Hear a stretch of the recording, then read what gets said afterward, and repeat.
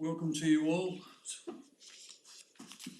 Staff and galleries, I officially open the October meeting of Council. And with that, I'd like to acknowledge the traditional owners of country throughout the Barossa region and recognise their continual connection to land, waters and culture, and pay our respects to the elders past, present and emerging. Members, on behalf of you all, I'd like to just pass on to Miss Thomas our condolences with the loss of your mother. Our thoughts and prayers are with you. And I'd just like to express also our thoughts and prayers with a staff member who was seriously injured in a recent accident over the weekend. And our thoughts go out to her and the family, along with the staff who have been somewhat affected by this tragic incident. So keep them in your prayers and your thoughts. Members, we do have 3 alternate recommendations, and I thank the individual members for letting me know in advance and getting them circulated, so we're sort of not caught out off the hop this morning, so we'll deal with them as they come up. By a matter of procedures, I'll deal with the alternate recommendations as they've come from the elected body in the first instance, and we'll see where we go with them, and we can revert back to the staff recommendations if and when we need to.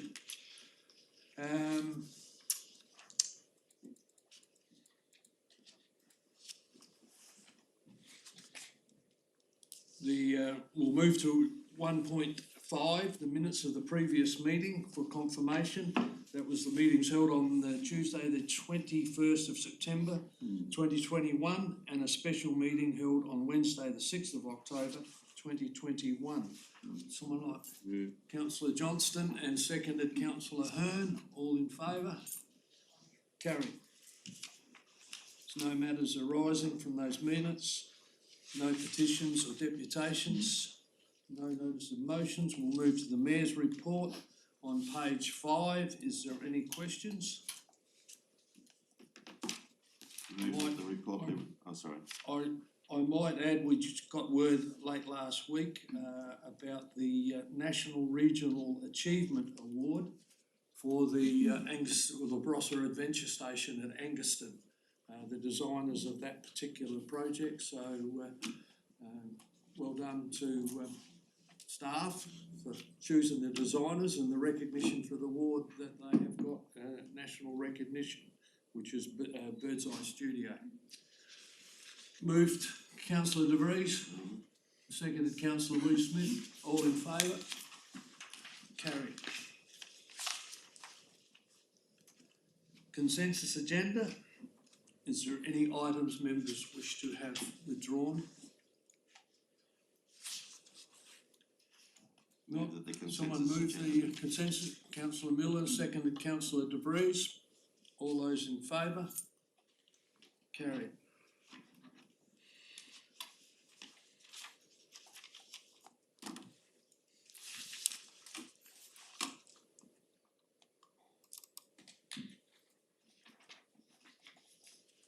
Page 94 is the annual closure of council offices, libraries, Barossa Visitor Centre and council depots over the Christmas and New Year period. Moved Councillor Habick, seconded Councillor Hearn. Wish to speak either one? No, I don't know. Okay. Put a temperature on it, maybe. Yeah.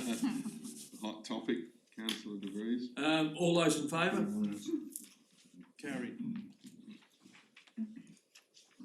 Page 100.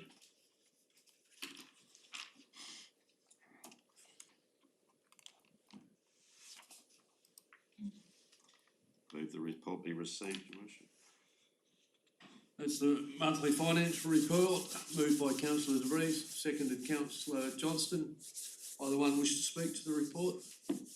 No, I have complete confidence that they've added up their numbers correctly. Thank you. All those in favour?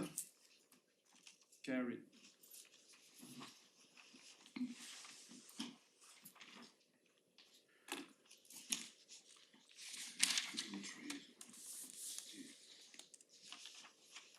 Page 103, 7.2.3, the revocation of informal gatherings policy, a recommendation there. Move the recommendation with extreme prejudice. Moved councillor De Vries, seconded councillor Wee-Smith. Either one wish to speak? Just to say that I think this is one of the best recommendations I've read in a very long time. In the gallery, this was an unworkable introduction. Basically, that if 3 people spoke in the car park, 3 councillors, that we were officially having a meeting, and technically we should advertise that and open it to the public. It would have made it, and it did make it impossible for discussions about any subject to be made by any councillors. It was a ridiculous rule, and clearly one that was never intended to be applied the way it was. It doesn't exist at state level or federal level, and for the life of me, I don't know what problem it was trying to solve. So I'm glad that it's gone. Thank you. Councillor Wee-Smith? Yeah, only to endorse councillor De Vries' comments, I agree. I think this change is well overdue. It has made a lot of the functions for councillors unworkable. So yeah, hopefully this clears things up going forward and makes it easier for all of us to get our jobs done. Any further comment? If not, I'll put the motion. All those in favour? Carried.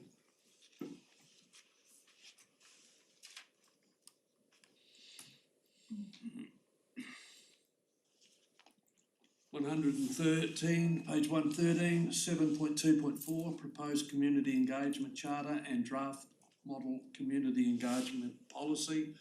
This is to provide council with the opportunity to submit feedback on the proposed community engagement charter and draft model community engagement policy. Any questions? I'd like to move the motion. Moved councillor Miller, seconded councillor Johnston. Either one wish to speak?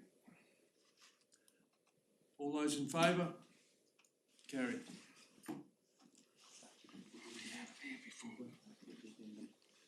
Thank you. Members will move to 7.2.5. That was the agenda that was sent out to do with the Legatus Charter amendments.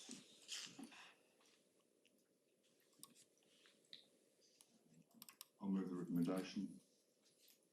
Thank you, councillor Johnston. Moved councillor Johnston, seconded councillor De Vries. Either one wish to speak? No, pretty self-evident. All those in favour? Carried.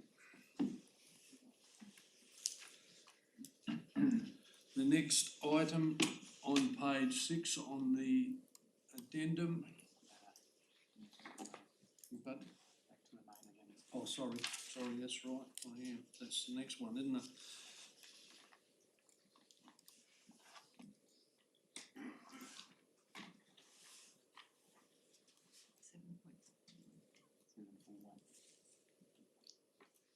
Seven 4.1 on 136.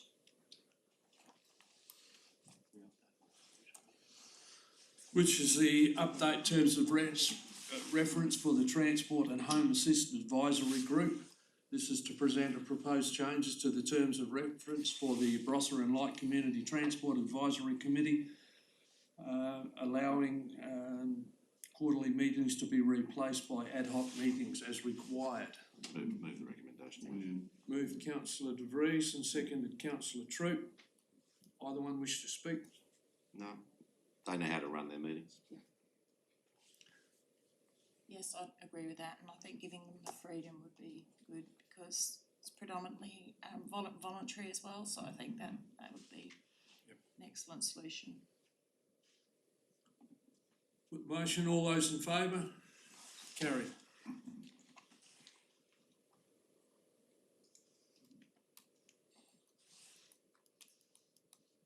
Page 146, which is the 7.4.2, 2021 and 2022. This is the outdoor pool season. This is the temperature threshold. And as I said earlier, there was an alternate recommendation put for members to consider. You wish to just briefly, without going into the debate, talk to your motion? Yes, the reason for the reason for the amendment is to stay with the same opening hours as last season. The ones that have been put forward are similar to that which is 2 years ago, and we feel that we're not encouraging that higher attendance that was seen at Nurulpa, 30% increase, by putting the hours back to 6 p.m. closing rather than 7 p.m. And reintroducing the temperature, which I think there's a typo. On one of them it says 25 degrees, another one it says 24. So if we could just confirm the actual time, the temperature threshold. It does seem a bit crazy to have two staff standing around at the pools on a day where we know that we aren't going to get any swimmers there. So until such time that there's a change in water temperature, I believe that temperature threshold is a better way to manage the costs of wages. Okay, So it's basically to stick with the same operating hours as last season, but just reintroducing the temperature threshold. I'm happy to second that motion. I'm assuming that the 24, because I discussed this with Kathy this morning, is actually a typo and she intends it to say 25 degrees as the temperature threshold. As per the recommendation. okay, move councillor Schilling. Can we get the resolution up? Because Yep. the resolution that was circulated to me, one was 24 degrees, you want that to be 25. So it's the same one that was in the email, but with the 24 not there, but 25 instead. I was curious about that 1 degree difference.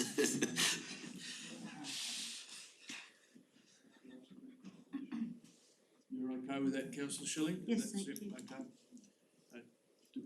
And I'd You second. got any further comment, or you've probably summed it up already? Yep, no further comment, thank So you. is councillor Schilling moving it?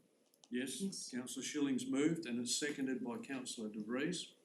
Councillor De Vries, you wish to speak? Yeah, well, effectively, this is a status quo, but with an introduction of a temperature threshold, and I think that makes enormous sense, so. Okay. Councillor Haybick had his hand up and then councillor Johnston. Yep. I'd just like to speak on behalf of the motion, Mayor, the amendment to the motion, and also record that last year there was a 32% increase in the numbers at the pool. And that's another reason I think why we should stick to the protocols of last year. Just need to put something on the record. Big pardon? Put something on the record.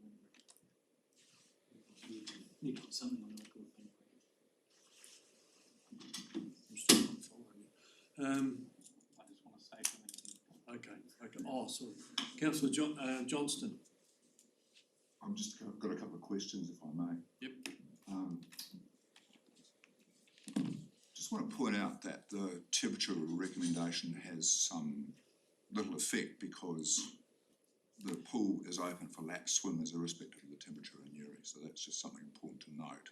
So the temperature threshold is kind of interesting to me because the lap swimmers get the pool open and it's just a question of whether or not you open it in the afternoon. So my question is, how much impact does that really have? And then the second part to my question is, essentially what this recommendation is doing is asking that we open the pool for an extra hour in the evenings.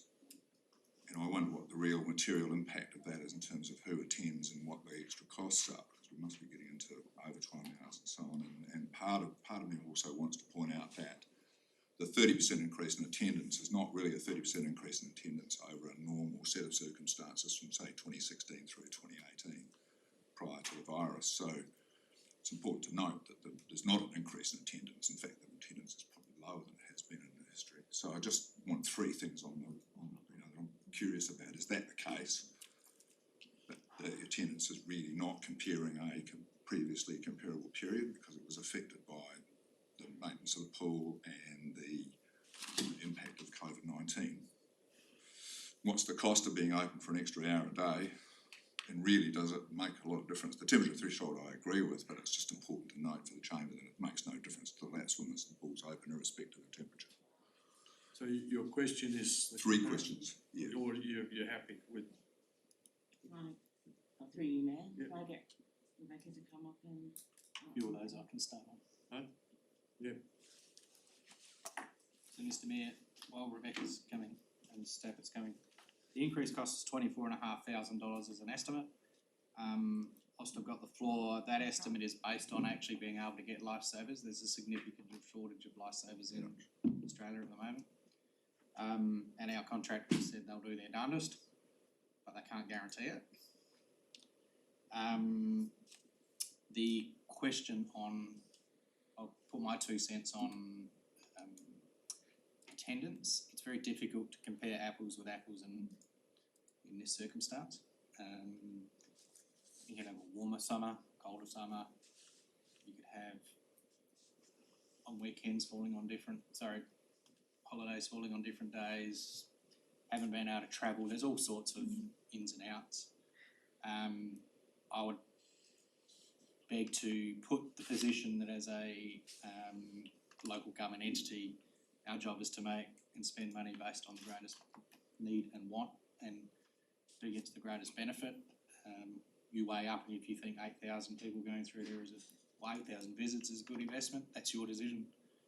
And the third question I think was our temperature. Sorry, that's out of my ballpark. thank you.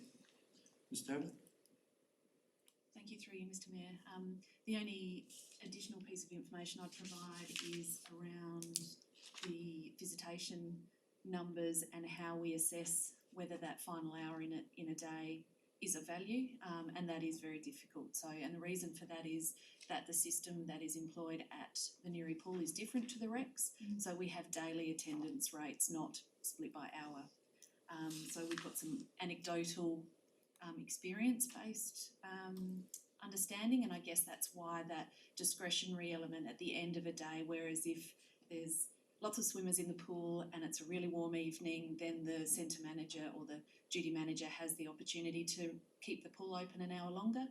So by extending it to 7, that allows then the duty manager to potentially extend it to 8 p.m. of an evening. But to get the data on that, we could ask Belgravia, the managing contractor, to do that going forward.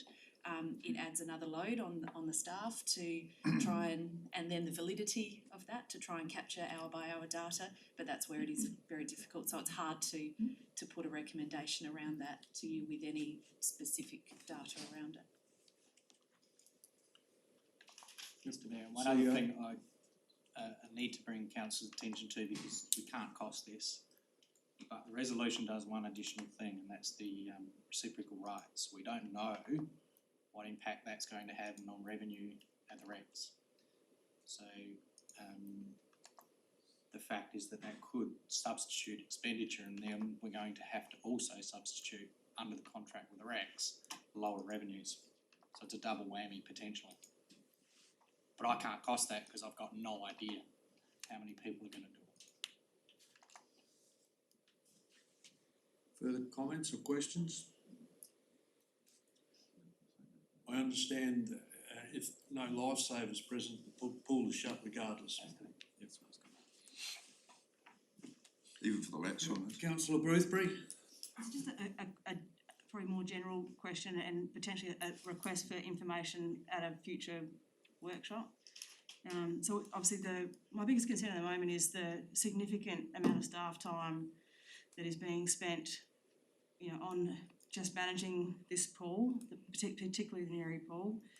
And we have been having this ongoing conversation at a strategic level for pools for years now, and at some point we have to, I know we've got all sorts of other investigations still going on, everything else, but I just feel like there's a need for us to be able to move forward in a direction. So it'd be great to get an update at some point relatively soon on where we are with how we work out where we're actually going with this, because the optics of this are not great in terms of the additional cost for the number of visits that we're actually getting. I understand we've been through a massive journey in this area, and we're continuing on the same journey, but at some point it's going to get a bit challenging for us to be able to explain to the average person in the street who's not using these pools while we're having this massive continued investment, as well as I'm, concerned about the staff time that gets put into this ongoing, that there's got to be some room to move forward at some point, and I just don't feel like we are actually moving forward.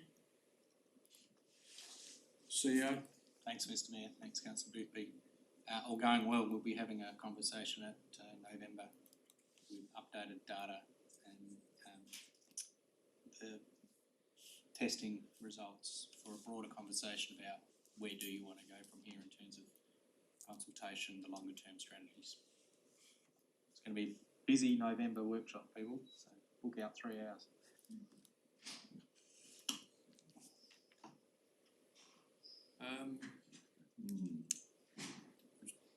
Do you wish to close the debate?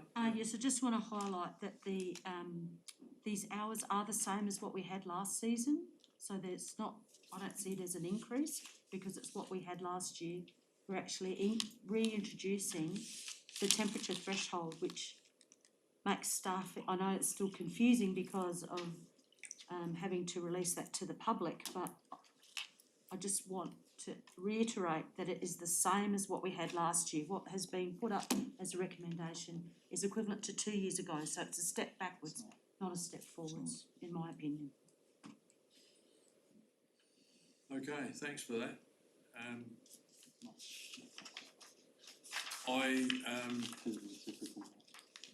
Okay, it's a little bit different because of the reciprocal rights, that's the only. Were in place last season as well, and they got changed a few meetings ago.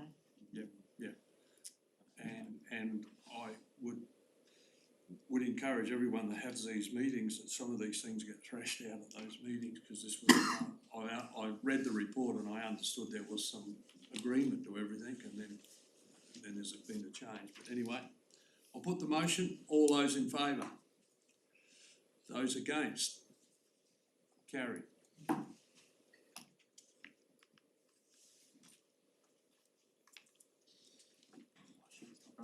Next one's page 165, if we can get the alternate recommendation up that councillor Haybick has put forward. This is to do with the Tanunda Recreational Park request for tree removal at the Tanunda Bowling Club.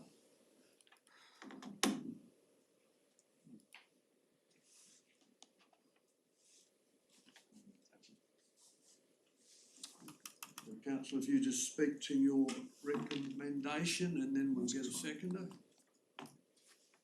Mayor, there's going to be a second part. Your pardon?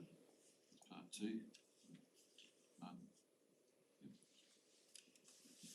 Yep. It won't let me put it. So yes, I think that there's a fair bit to say in relation about this, but I'd just like to start by saying that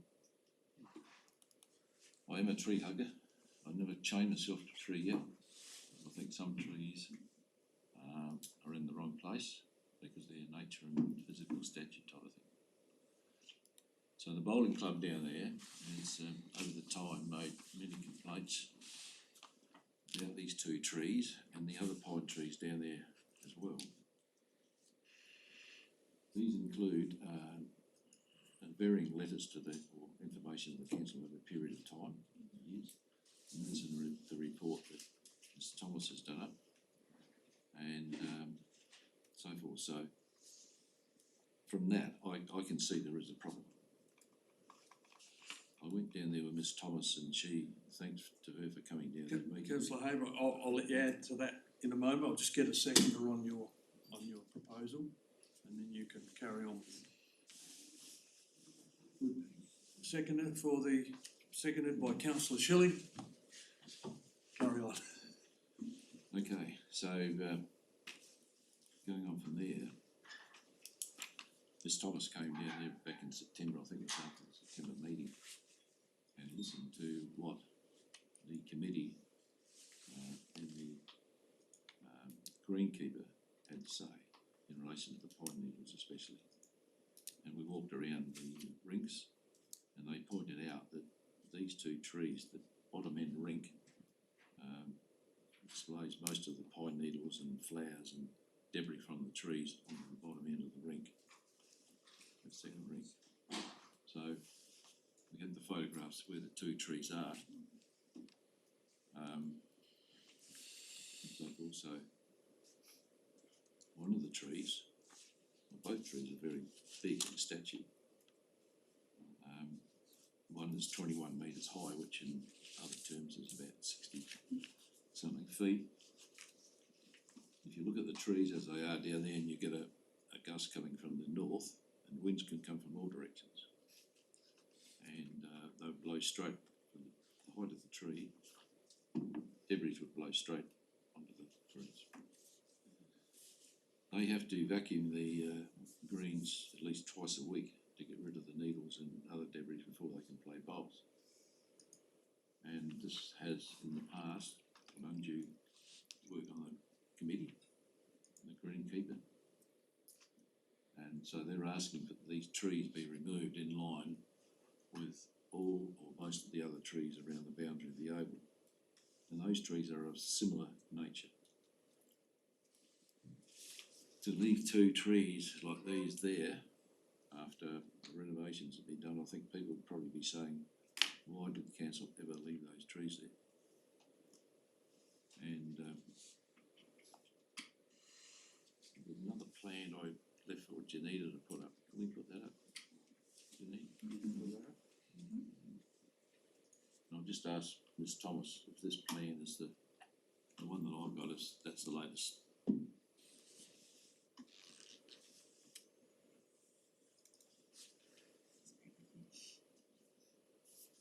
System's a bit slow.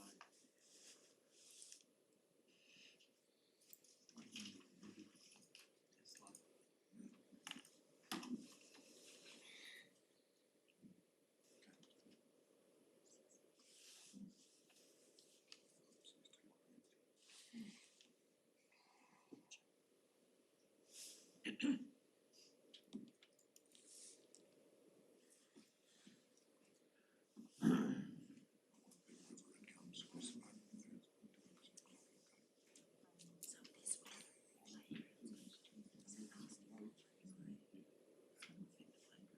Can I ask some questions while we're waiting, or?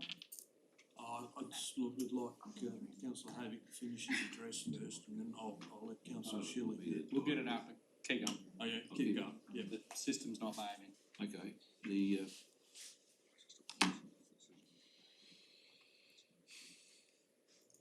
so by not removing these trees at this time, once the redevelopment is complete, there's a road that comes in off by Bilgara Road. There's the entrance is going to be changed, and this road goes right past where the base of these two big trees are. And say, well, we don't pull them out now and get rid of them. I think the time will tell us that once the redevelopment's done on the new playground, which is going to be right adjacent on the other side of the road, it'll never happen. Which will make it very, very difficult if you see the plan. So I think there's, just going back, I think there's ample evidence there is an issue there. I know there's probably 6 bowling greens within the council area, and I'd like to know from probably Ms Thomas, you know, have we had complaints from other bowling greens of a similar nature over the year? Of your knowledge, just Through you, Mr Mayor, not that I'm aware of, no. Obviously not all of the bowling clubs are on our land. Yep. So there are a few that So are to on our me land. to me that answer tells the story that it is no, not that one, it's this is the one in the oval. Tick one.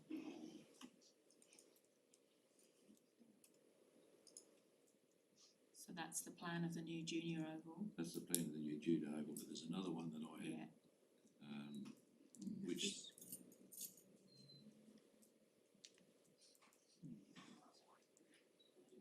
and that's the one with the playground.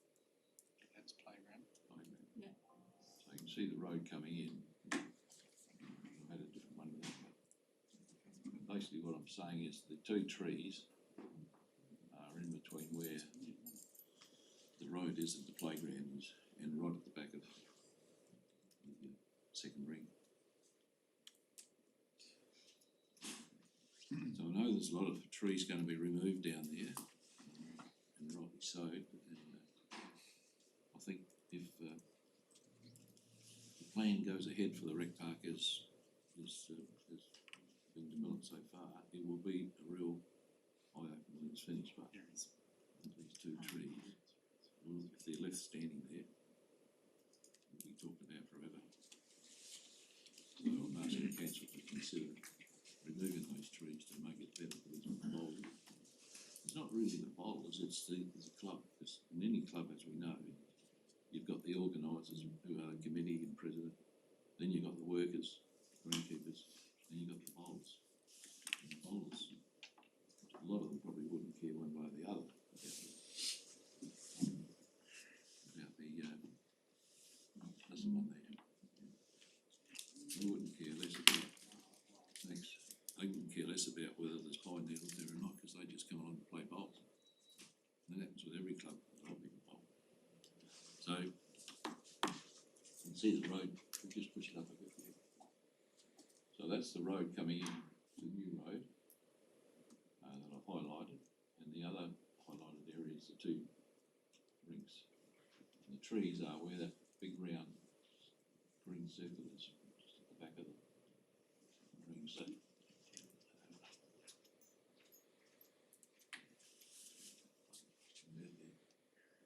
and so,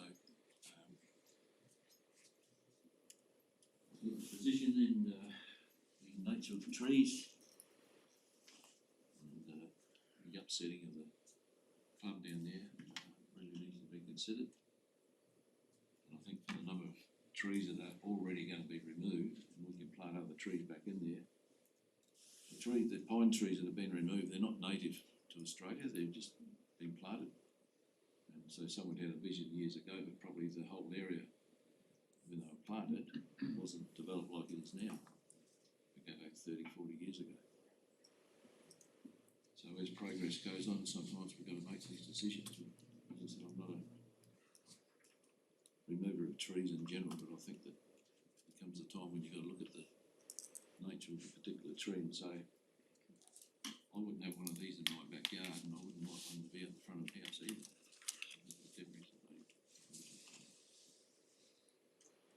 So that's about as much as I can say, and I'll leave it up to members to make a decision. But if we don't make the decision today, and the development goes ahead, I can't see the trees being moved in 12 months, 2 years' time.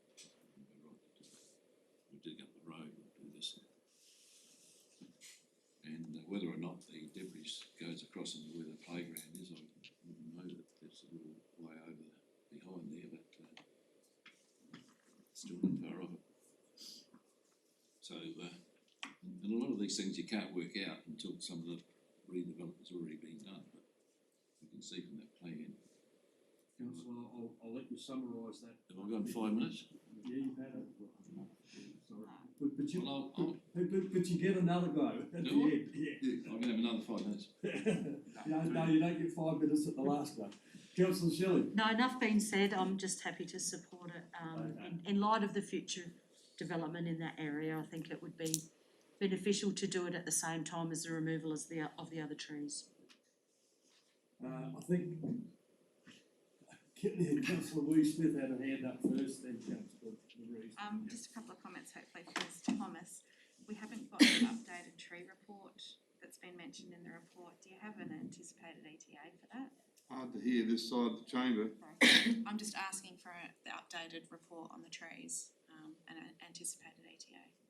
Through USO, it's being organised through the Works Depot. They gave me an update yesterday that they were hoping to get it yesterday, but I haven't seen it still, so I know they were chasing it as far as they could, ready for this meeting, but I haven't seen it. Further to that, Mayor, I'd like to ask that we lay this on the table pending further information around those trees, and the impact on the club. Never heard a thing of it. So, Can't hear this side of the Right on the chamber. table. Well, Councillor Right on the table Rees until has put forward to leave this matter to lay on the table until we get an update on the tree plan. No. So if I'll ask for a seconder. I'll second that. Seconded Councillor Johnston. So I'll put the motion. what's the motion then? What's the motion It'll then? be lay on the table. Until there's further information with the tree plan, as I understand.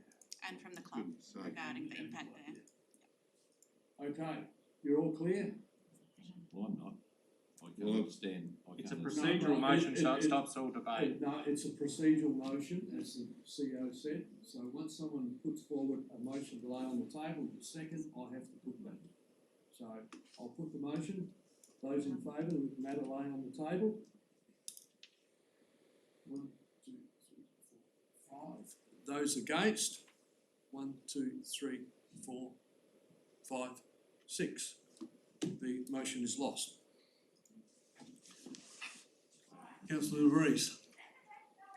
Thank you, Worship. I'll be speaking against this motion. I've spoken to Councillor Haybick about this. One of the things I don't believe I can make an informed decision based on the evidence that's been presented so far. When we developed the master plan, that was done in consultation with the community, and I believe that these significant trees would have been included in it if this had been actually brought forward at that time. The fact that it's coming forward at this late stage, I feel, changes significantly the overall plan. And before we were to do something like this, I would definitely want to go back to the community.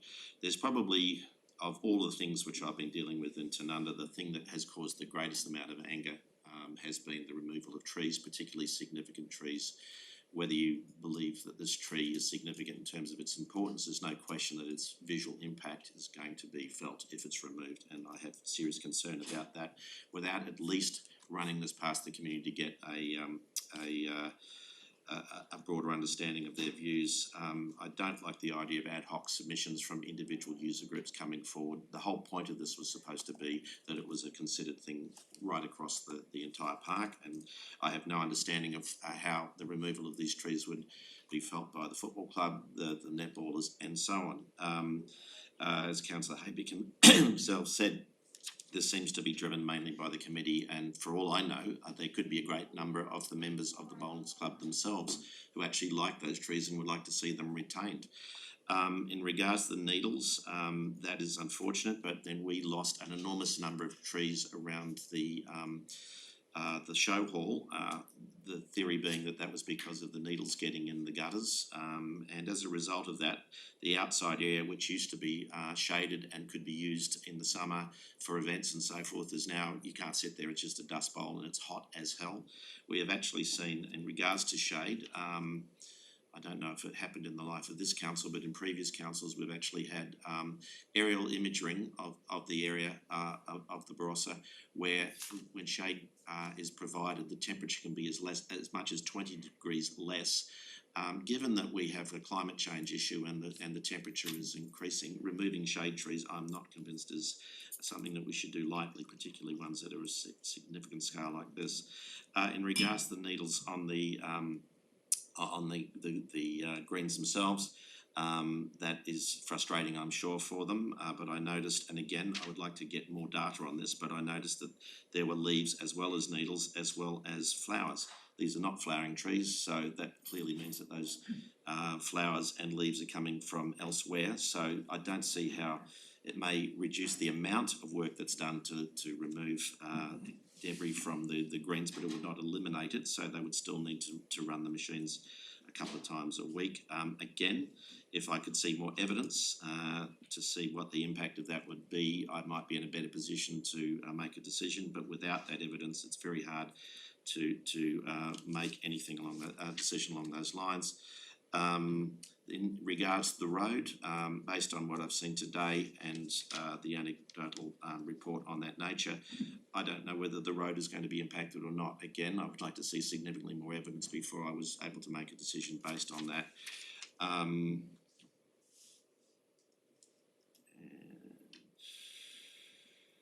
Yeah, I've finished, thank you. Thank you, Councillor. Councillor Johnston. Oh, look, I just support Councillor De Vries' position, and I'll be voting against this motion. I have a couple of questions I'd like to ask. One is, which is supporting what Councillor De Vries Just says. speak up a little bit louder. will the removal of these trees actually solve the needles problem, or are there other trees that are going to continue to contribute to and they'll want to come down as well? And do we have other circumstances where trees are significantly impacting on sporting facilities? And finally, is it possible that I could ask the council to remove the big trees from across the road from my house because it keeps blocking my gutters with its debris? Does this create a policy problem for us if we approve the removal of these trees? Thank you. Councillor Miller. Thank you, Brett. Excuse me, thanks, Mayor. I've been on the park committee for 10, 11, 12 years, I forget which. This issue of those particular trees has been brought up by the Bowls Club to the committee on numerous occasions. At no stage in any of those discussions was actual evidence produced. They were asked to produce photographs, weren't forthcoming. This still doesn't produce those same bits of evidence, and I would have assumed that if they were talking about the damage that the trees were doing to the greens by producing all this debris, they would at least have some photographs of them. I haven't seen any. So I'm really not in favour of moving those trees until I see further evidence. Thank you. Any other comments? I might put in my two, councillor Weiss. Yeah, so just to contribute to the debate, Mayor, I obviously move that we lay this on the table for a reason. I don't feel that we have enough information to make a decision like this today. As I said, I think we need updated information on the status of those trees. They appear to be in sound condition at this point in time. And I, like many other members in this chamber, have been approached by a lot of members of the community who are concerned at the number of trees we've already removed at Tanunda Rec Park. I feel like this could be the final nail in the coffin if we were to just make this decision on the fly today. As Councillor Miller said, I'd like to see some evidence of the kind of damage that these needles do cause to the bowling greens, some photographic evidence of that. And I'd also like some more information from the club around what their general maintenance looks like. So if they're having to vacuum the greens twice a week, is that part of their general maintenance ahead of a meet? And is that just par for the course, or is this creating additional work, additional cost to the club? I just think we need a lot more information before we can make a decision like this, and for that reason I won't be supporting the motion today.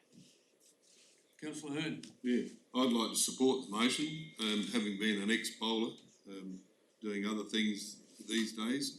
The needles, etc., on a green would be additional work for a bowling club team.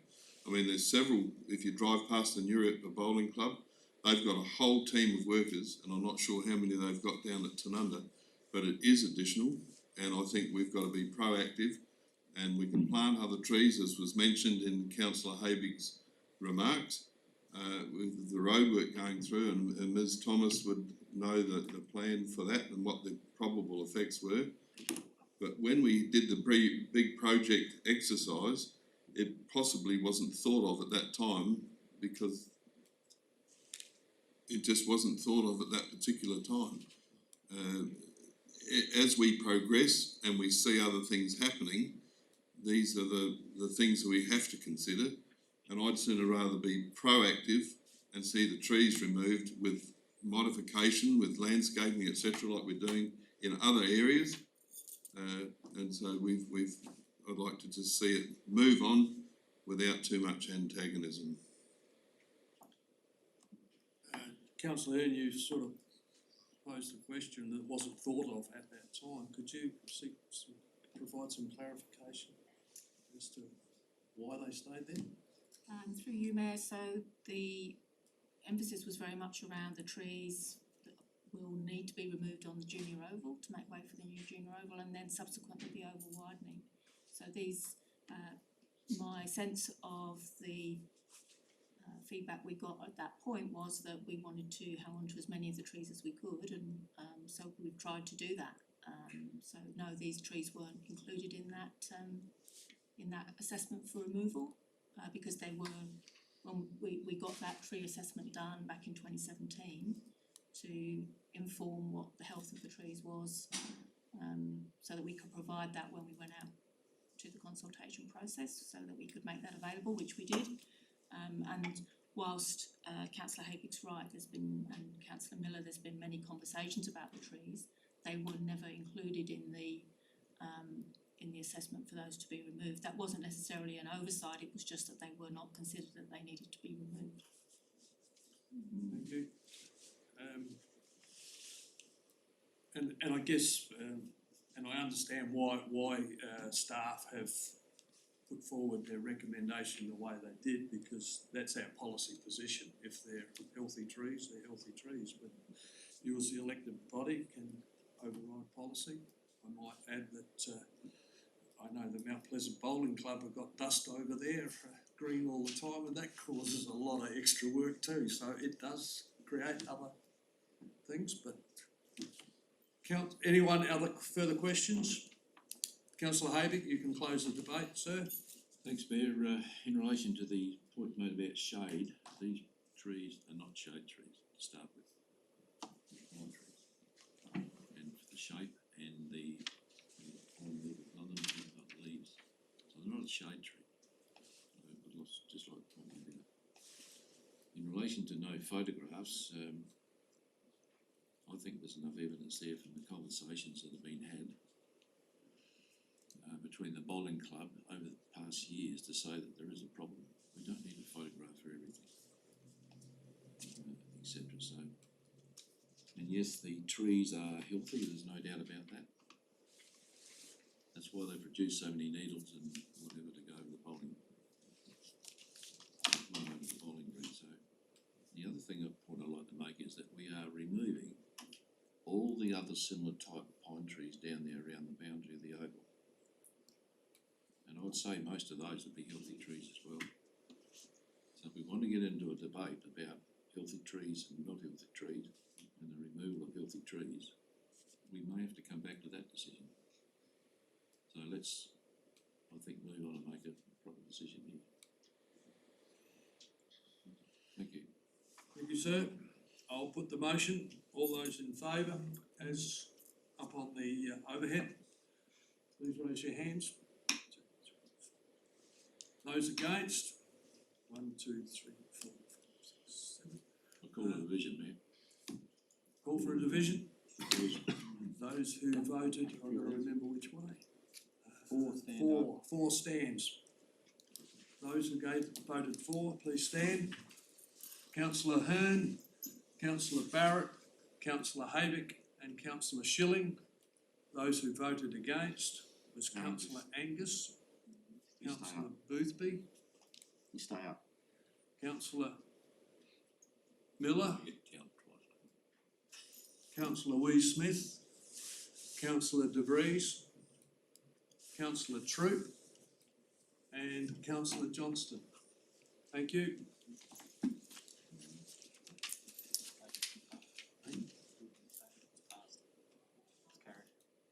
Carried. Sorry, the motion was lost. Can I move the other recommendation, please? Do we need to? We've dealt with the item. Yeah, we've dealt with the item. You've dealt with the item, but if I understand if Councillor Johnston wants to move the alternative, he can. He can if he wants to. Do we need to? Do we? Well, we don't need to, as we'll call it division or something. Okay. That's where it's at, yeah. You've made, through you, in my view, you've made an affirmative decision, trees are not coming out. Yep, that's right. If you want a resolution to that effect, you can do it. No, it's pointless. Okay, all right. We will move on. There's a division as well. This is the additional agenda, which is 7.7.1, which is the dogs bylaw.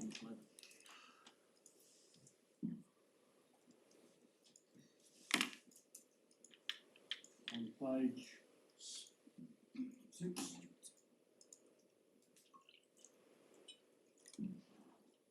Councillor Wee Smith, you had a alternate motion, so I'll let you just speak to that one as we put it up on the overhead.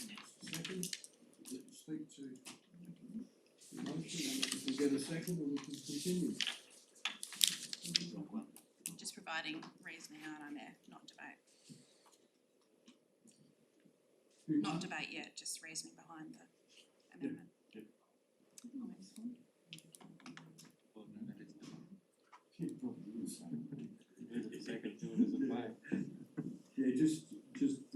stay with your motion and Yeah, then you can do the deep dive after the second.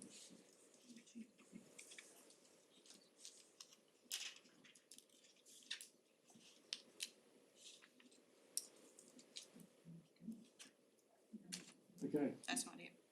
I haven't got it yet. Right, okay, get it on with it.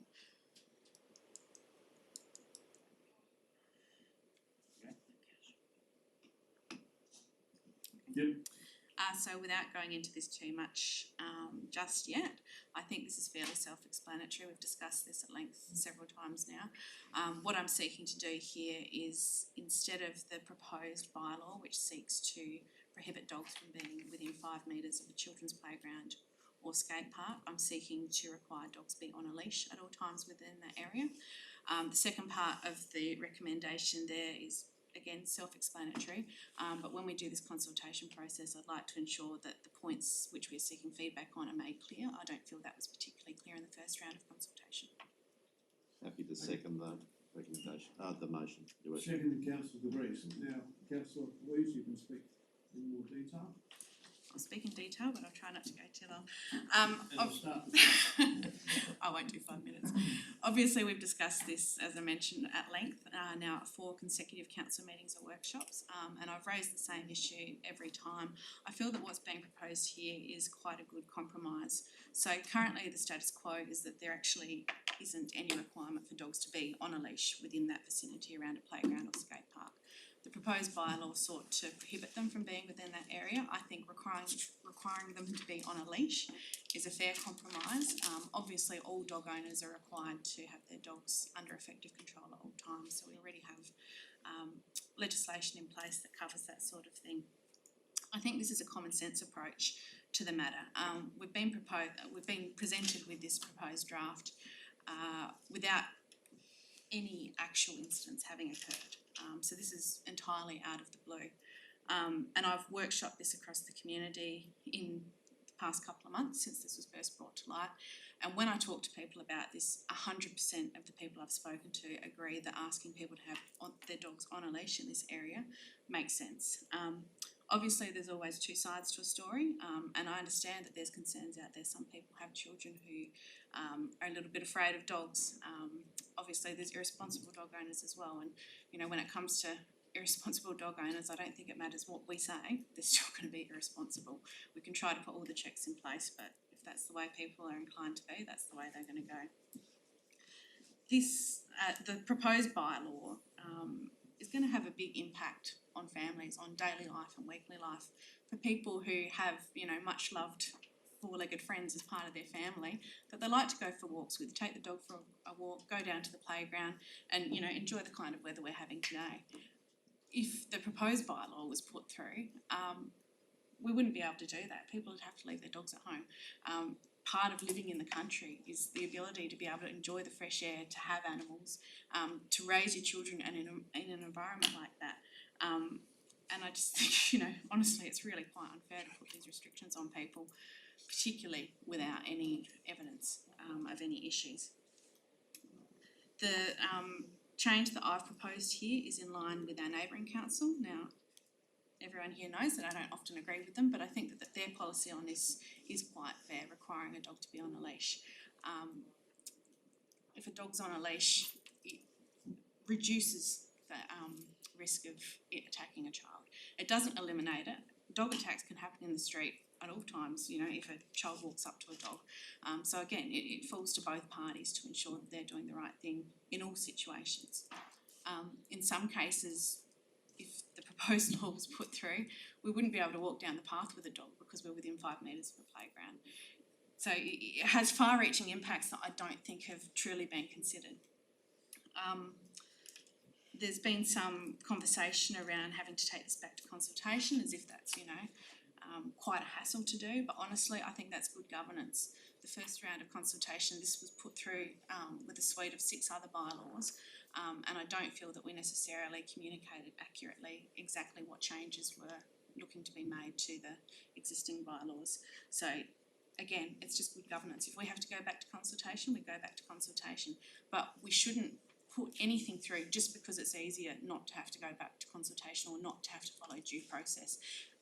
As a elected body here, it's on us to make sure that we're doing the right thing and that we are, you know, looking at all the, considering all the alternative views and what makes sense for our region here. I think I'll leave that for now and come back. Thank you. Councillor DeVries. Thank you, Worship. Yeah, I have, since Councillor West-Smith raised this as an issue, I've sort of run it past a few people in the community, and I feel that her point that perhaps this particular part of the consultation was lost to members of the community is a fair one. I didn't encounter anybody who was aware of what we were proposing. So while we were trying to consult, clearly the message didn't get out widely. Now this is a member of the press here, hopefully this will find its way into the paper and people will be aware of what we're proposing.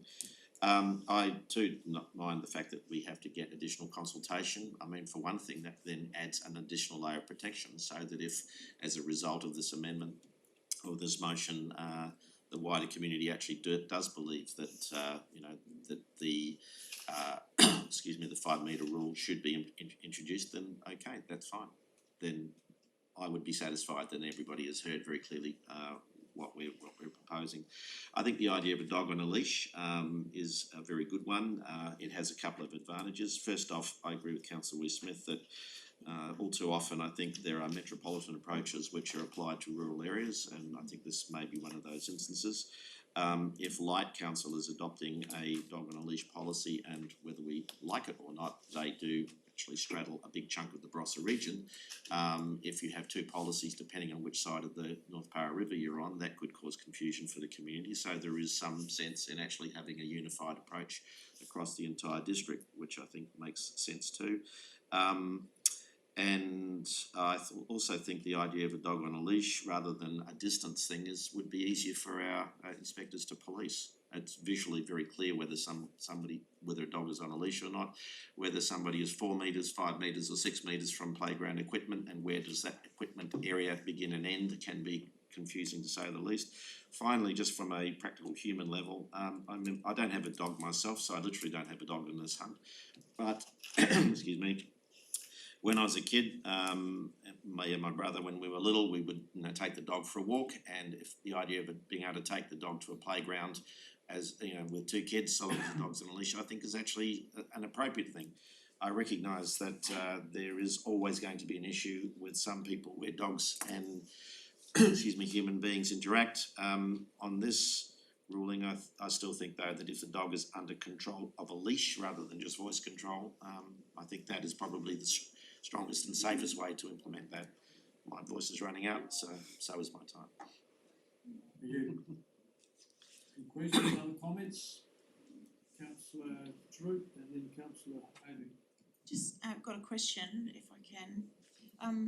How's this going to be policed? Will it actually take more resources, council resources to police this? Will it be based on complaints? I'm just confused as to how it'll be, you know, outworked in the long term if we do the 5 metre thing. Yeah, from there, Through the Mayor, effectively the resources that we've got will apply to this bylaw, things that obviously it's consistent with what we currently have as much as possible.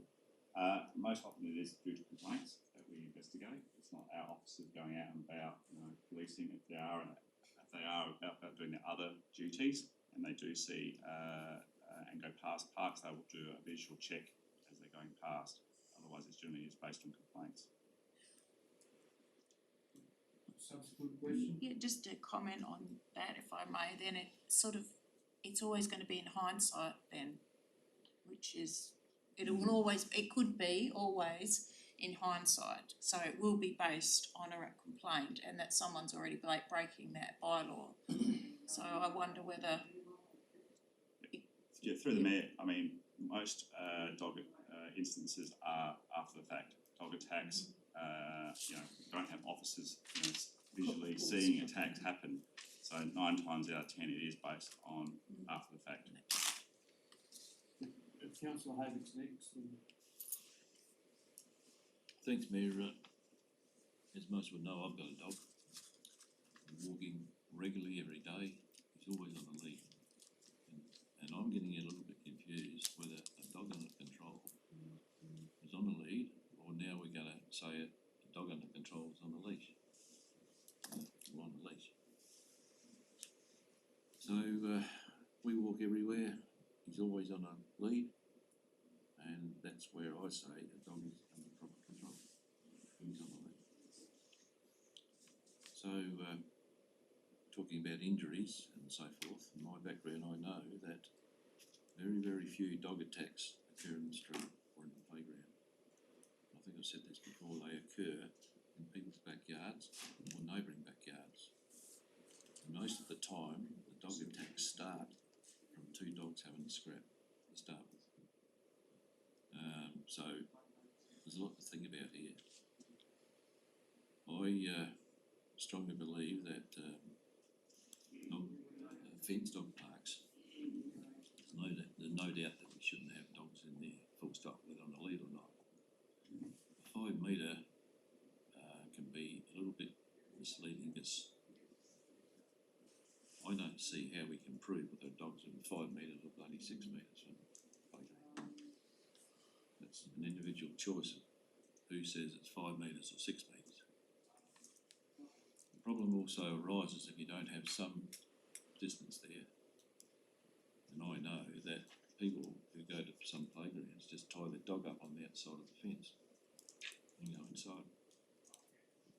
So that behaviour by people with dogs has always been there. And I know from interstate this is what occurs, because my son lives in New South Wales, and he said that's the biggest complaint over there. He's got dogs. So whether the 5 metre rule is going to solve every problem, I don't think it will. And the 5 metres is also, if you look at the definition of the Act of what a child playground is, it talks about a fenced playground, and it talks about within 5 metres of playground equipment. I can understand we need something there for whether it's signage or whatever for the unfenced playgrounds. So to have a policy like this, and I don't agree that we should be going back to the community for consultation, let's make a decision. If we're going to go back to the community to consult on a matter like this, I think we're losing a bit of time and effort, because the dogs on the playground or newer playgrounds fairly easy to police, except that we haven't got a dog control person working Saturdays, Sundays, public holidays or after hours. So how's anyone going to police it with the current status of staff? So I do believe that it's a bit of hot air at this stage, so I believe that we should like to have no dogs in fenced playgrounds, full stop, whether on the lead or not, and no dogs on the outside, even on the lead, they're controlled. Now, what distance we want to put on it, but to prove it would be another issue for council if someone gets reported. I've been down that track, and I see there's problems with it. But I'd like to. Councillor Johnston? Can I ask a question before making a statement? I note that the light bylaw is dated 2015. So is it the case that they would adopt the form that the Cat and Dog Management Board recommend when they next review their bylaws? Through the Mayor, it's hard for me to answer. I mean, their chamber, equally will have this debate. But I guess it's important to recognise that this is being adopted by rural councils as they turn over their bylaws. That's just the point. Yeah, I mean, obviously the Don Cat Board, have developed a template based on, as Councillor Therese has said, the sort of trends that are happening across metropolitan and regional councils. So obviously in terms of the data that they have, they're developing these templates to respond to those issues as they see it. It's up to the councils then to decide whether it's appropriate for their community. I'm going to speak against this amendment because I'm concerned first of all about the health issues that are associated with having dogs and cats around play equipment and the litter, the surfaces underneath the play equipment. So I own 2 dogs. I know what they do. They eat their own poo in some cases. So I think it's important to recognise this is partly a health issue. I think that dogs and cats should be kept away from play equipment for obvious reasons in that regard. And then importantly, I want to speak on behalf of a group of people who will never make a submission on this in public consultation, and that is young people who've been traumatised by dogs, or people who with a learning disability who just can't cope with dogs.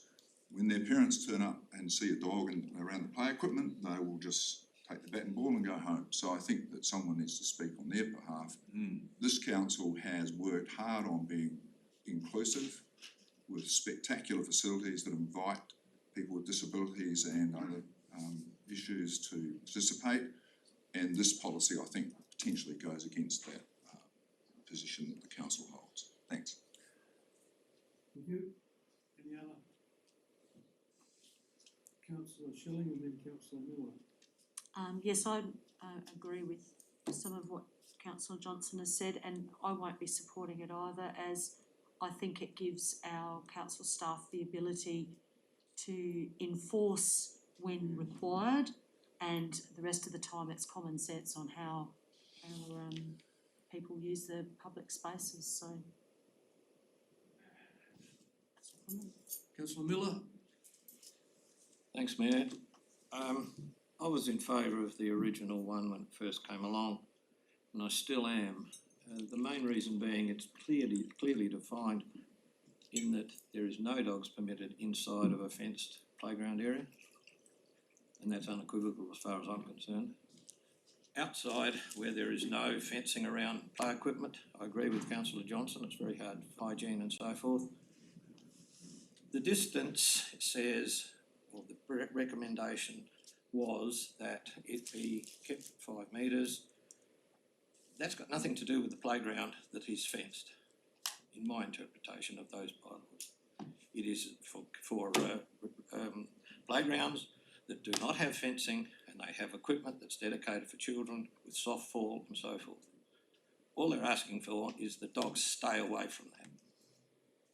People can still take their dogs for walks, but the last place I want to see interaction in a playground is with the dogs and the hygiene problem that's associated with it. As I said, I'm adamant that the fenced playgrounds be sacrosanct. There's no dogs in there at all, even under lead, whatever. No reason, not even carried in there.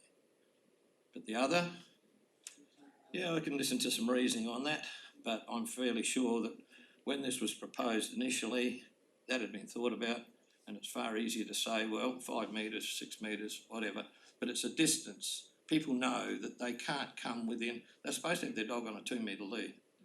If the dog is closer than the lead says, they're far too close. So I didn't think that that was too bad. I won't be supporting the amendments. No further comments? Not, I'll let Councillor Louise Smith close the debate. Thank you, Mayor. Clearly there's confusion in this chamber around what the existing bylaw actually is. I hate to imagine what that means for the community and their interpretation of whatever bylaw we actually accept here. Currently, you can't have dogs in a fenced playground as it is, so that's not a concern. What this motion seeks to do is to actually put in further restrictions to ensure that dogs actually are under control in the surrounding vicinity of a playground. So it's actually making this stronger and safer for children in that vicinity. I have real concerns about people who will go for a walk with their dog and their children, tie their dog up outside the playground and then go over to the playground to watch their children, because of course you're responsible for your dog and your child. There's actually more risk of an incident occurring with a dog tied up away from the playground, because the dog is going to be upset, the owner's not going to be there to reassure and to control their dog. And how many kids do you see just wander up, or toddlers toddle up to a dog for a pat without anyone there right next to the dog, there is a severely increased risk of an incident occurring. Having someone standing at the edge of a playground with a dog on a leash is actually much, much safer. Councillor Johnston talked about urine and faeces within playgrounds. As I've raised earlier, there's responsible dog owners and there's irresponsible dog owners. It doesn't matter what we do today. If someone's going to let their dog go and urinate and defecate on a playground or any sort of equipment, they're going to do it no matter what our law is. It just matters whether someone's there to actually catch them and enforce our policy. So it's probably not a fair reason to not support this motion here. Finally, I just want to recount some of my experiences because some of the happiest times of my week are during winter when I go out to hockey at Stockwell and all the kids are out there. It's a family day out. They bring their dogs and it's so wonderful walking around the Stockwell Recreation Park there and seeing a number of kids playing out on the playground equipment with their dogs running around behind them on leads. It's beautiful to see, and as a young parent myself, I'm genuinely upset that that might not be an option. So that's it. Thank you. Put the motion, all those in favour of the alternate motion that's been put forward? Those against?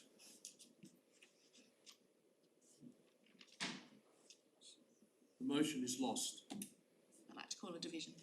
Those who voted for, can you please stand? Councillor Troop, Councillor De Vries, Councillor Wee-Smith, Councillor Boothby and Councillor Angus. Those who voted against, Councillor Johnston, Councillor Miller, Councillor Schilling, Councillor Haybick, Councillor Barrett, Councillor Hearn.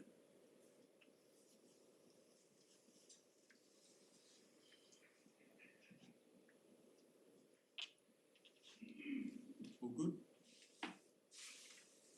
We're good?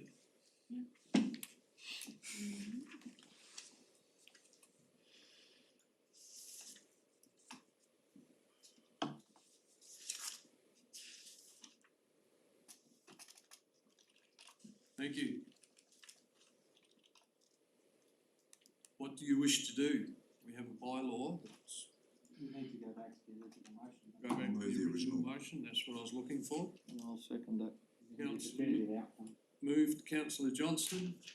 We'll go back to the original motion. And seconded Councillor Miller. We need to put the original motion up, please. Is it possible? If not, oh, it is up, I'm sorry. Councillor Johnston. Oh, I think I've said enough already. Okay, thank you. Councillor Miller. Okay. Sorry, Mr. Mayor, second. Councillor Miller.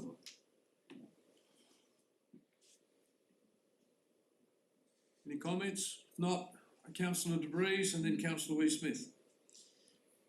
I will be supporting this motion. That may seem strange to people, but given that we have now no longer got a bylaw in place and we are relying on previous thing, I still believe that Councillor Wee-Smith's modification of this bylaw is superior to what we're going with, but half a cake is better than none, so on that basis I'm going to be supporting this. Councillor Wee-Smith. I've said a lot on this already too, but I'm going to say more because why the hell not?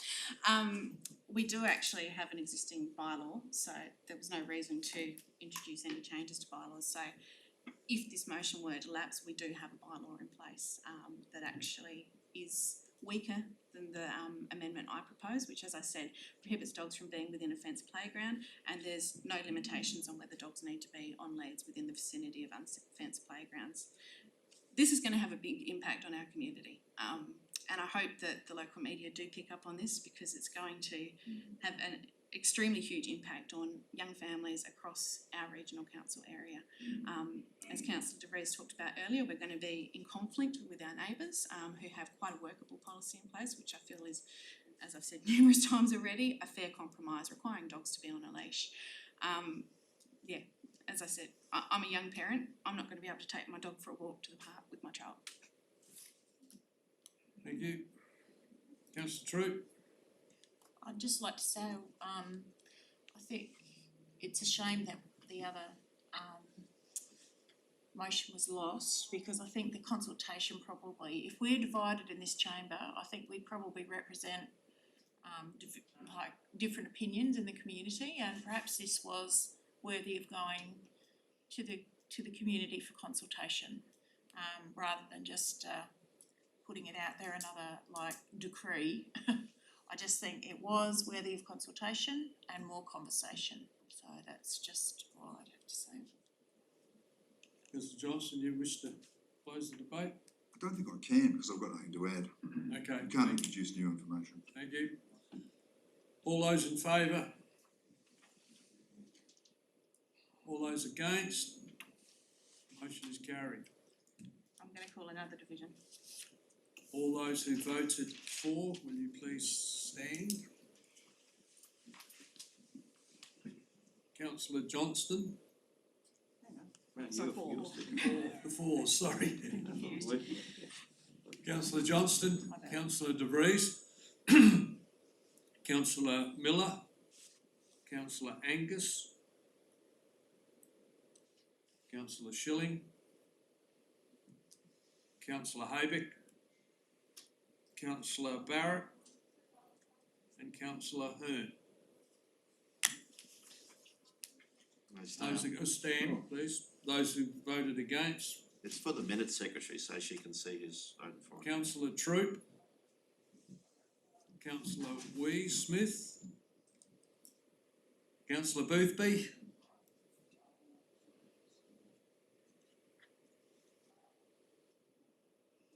thank you. Councillor, that concludes our agenda.